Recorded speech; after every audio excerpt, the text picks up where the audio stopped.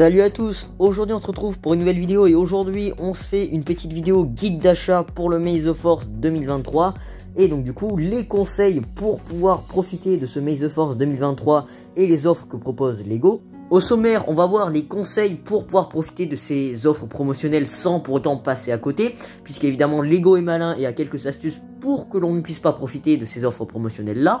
Et dans une deuxième partie, on va évidemment aborder les offres promotionnelles que nous propose Lego pour ce Maze of Force 2023. Et on va ensuite conclure. Donc dans cette première partie, on va parler de ce qu'il ne faut pas faire, des conseils pour évidemment profiter des offres du Maze of Force 2023.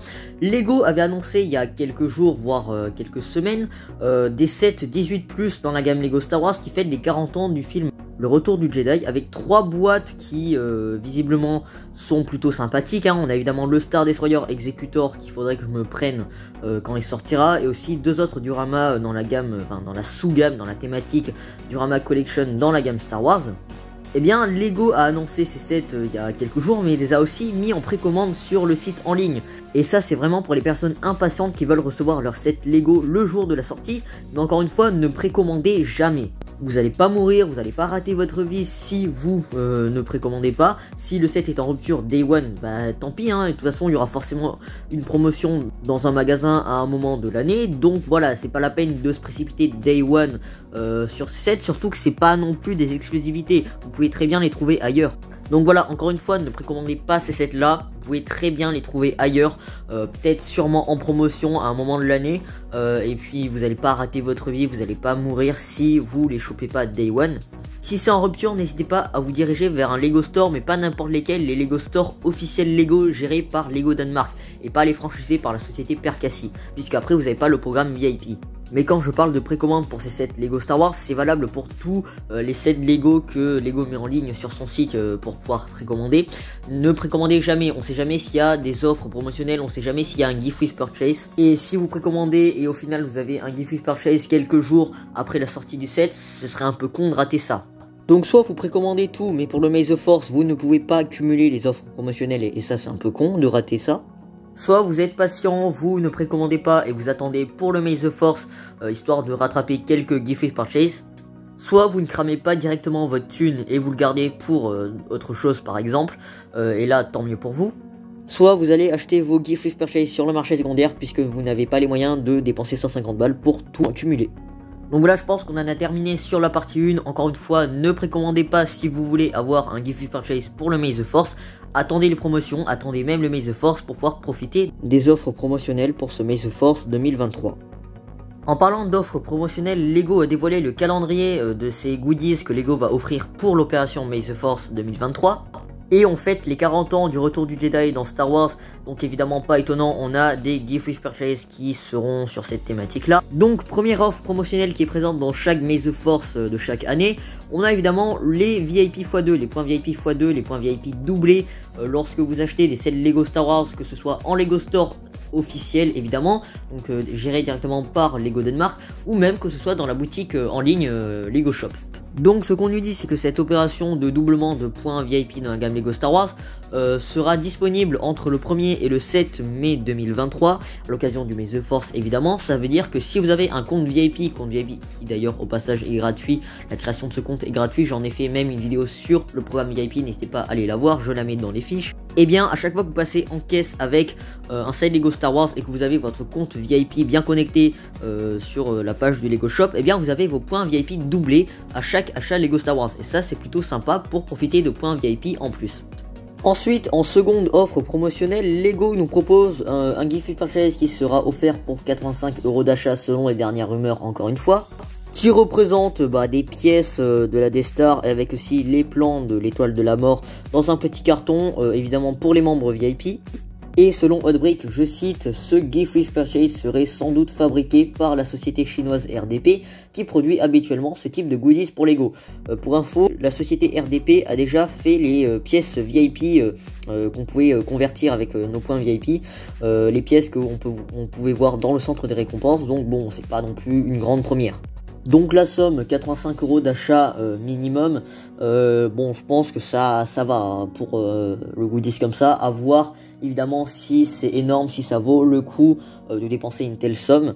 Mais encore une fois, une pièce collector plus les plans de l'étoile de la mort, ça va. Ensuite, pour ce May the Force 2023, Lego nous propose une mini Death Star pour 150 € d'achat minimum, encore une fois dans la gamme Lego Star Wars, pour 200 pièces environ d'après les dernières rumeurs. Et ce petit gift with purchase représenterait alors l'étoile de la mort 2, la deuxième version, puisque évidemment il y en a eu deux. Ensuite, à voir si ça vaut vraiment le coup de dépenser 150 balles pour cette petite Death Star, surtout que bon, d'après les visuels comme ça, si je fais une espèce de proportion à l'échelle, c'est pas énorme. Après, je la trouve peu détaillée, il y a un petit peu de gribbling à l'arrière, mais on verra sur d'autres visuels officiels si, encore une fois, ça vaut vraiment le coup, puisque bon, moi perso, je la trouve pas super bien détaillée sur ce que je vois ici. Et puis au final, je suis un peu déçu parce que Lego, pourquoi Lego ne fait pas les dioramas comme l'année dernière, des petits dioramas avec des figurines exclusives. L'année dernière, Lego nous avait fait la cuisine de la famille de Lars avec une figurine exclusive de Tati Berou. Bon, je veux bien comprendre que cette année, c'est les 40 ans du retour du Jedi, et donc Lego fait ça avec une mini Death Star. Mais bon, c'est vrai que ça aurait été beaucoup mieux d'avoir un petit diorama avec une figurine exclusive. Après, chacun son avis. Donc d'après ce que je peux voir, ce gift with purchase est accompagné d'une pièce sérigraphiée ou avec un sticker, je ne sais pas pour le moment, des 40 ans du retour du Jedi. Ensuite, Lego nous propose des récompenses VIP et on a un tirage au sort pour un R2D2 en argent sterling à convertir pour 50 points VIP du 4 mai au 14 mai. Ensuite, on a un tirage au sort pour un Star Destroyer Impérial du 1er mai au 7 mai. Aucun point n'est requis, c'est un tirage au sort gratuit. Ensuite, Lego nous propose pour 3500 points, c'est hors de prix, de convertir un poster du X-Wing UCS. Là encore, du 1er au 7 mai. Ensuite, Lego nous propose un autre tirage au sort pour 25 points VIP le 1er au 31 mai pour gagner des petites peluches Star Wars. Ensuite, en échangeant 150 points VIP, on peut créer une bande dessinée Star Wars. Mais je vous avoue, cette récompense est liée depuis longtemps sur le centre de récompense VIP. Ensuite, on peut convertir 10 points pour un téléchargement numérique, un poster avec l'historique des X-Wing sortis par Lego. Et là, toujours du 1er au 7 mai. Ensuite, dernière récompense VIP, on revient le 4 mai pour télécharger un poster exclusif gratuit, spécial May the Force. Et ensuite, dernière offre promotionnelle par Lego, on a droit à un petit polybag de X-Wing offert pour 40 € d'achat minimum. Ce genre de polybag a une valeur habituelle de 4 à 5 €.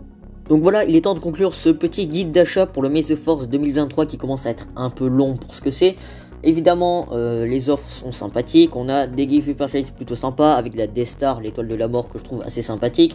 Et ça ira très bien avec le Star Destroyer Executor par exemple qui va sortir pour ce May the Force.